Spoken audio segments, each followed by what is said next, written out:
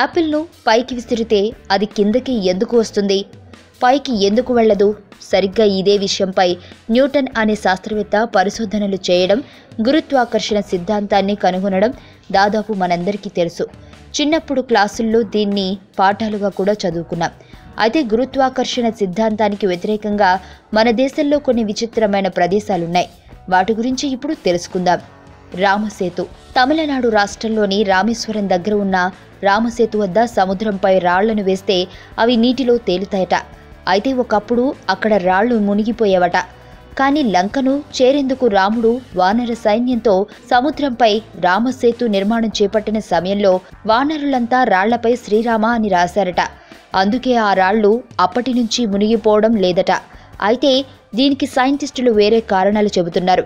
రామసేతు వద్ద ఉన్న రాళ్లు ప్యూమిస్ జాతికి చెందినవని, వాటిలో గాలితో కూడిన బబుల్స్ లాంటివి ఎక్కువగా ఉంటాయని, అందుకే ఆ రాళ్లు నీటిలో తేలుతాయని చెప్పుకొచ్చారు. కానీ అక్కడే ఉన్న ప్యూమిస్ జాతికి చెందిన మరికొన్ని రాళ్లు కూడా ఆశ్చర్యంగా సముద్రపు నీటిపై తేలుతున్నాయట.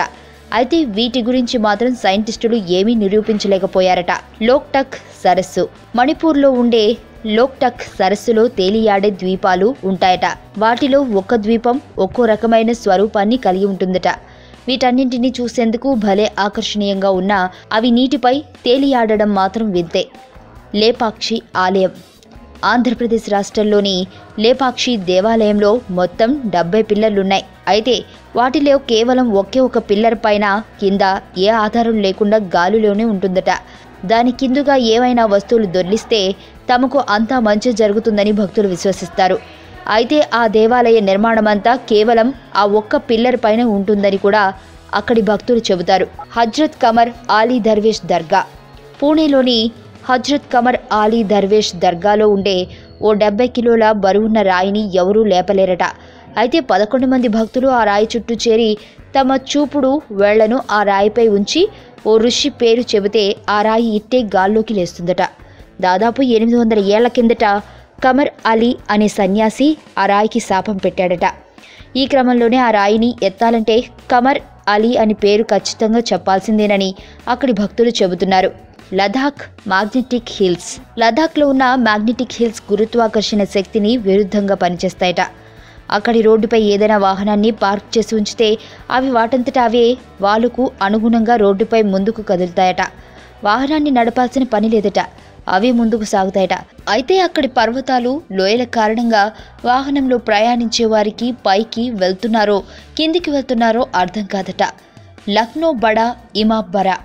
లక్నోలో 18వ శతాబ్దంలో నిర్మించబడిన బడా ఇమాబ్బరా అనే నిర్మాణంలో ఉన్న సెంట్రల్ ఆర్చ్ 50 మీటర్ల పొడవుతో అత్యంత నాణ్యమైన ఇటుక, ఇతర పదార్థాలతో నిర్మాణమైందని చెబుతారు. అయితే ఈ ఆర్చ్కు ఎలాంటి బీమ్ గాని, పిల్లర్ గాని, ఇతర నిర్మాణ సపోర్ట్ గాని ఉండదట. అది గాలిలో అలాగే ఉంటుందట. మహాబలిపురం రాయి. చెన్నైకి 60 కిలోమీటర్ల దూరంలో ఉన్న మహాబలిపురంలో ఓ వింతైన రాయి గురుత్వాకర్షణ శక్తికి విరుద్ధంగా ఎప్పుడెప్పుడు కింద పడదామా అన్నట్టు ఉంటుందట. అయితే ఆ రాయి ఎప్పటికీ కిందకి దొర్లదట.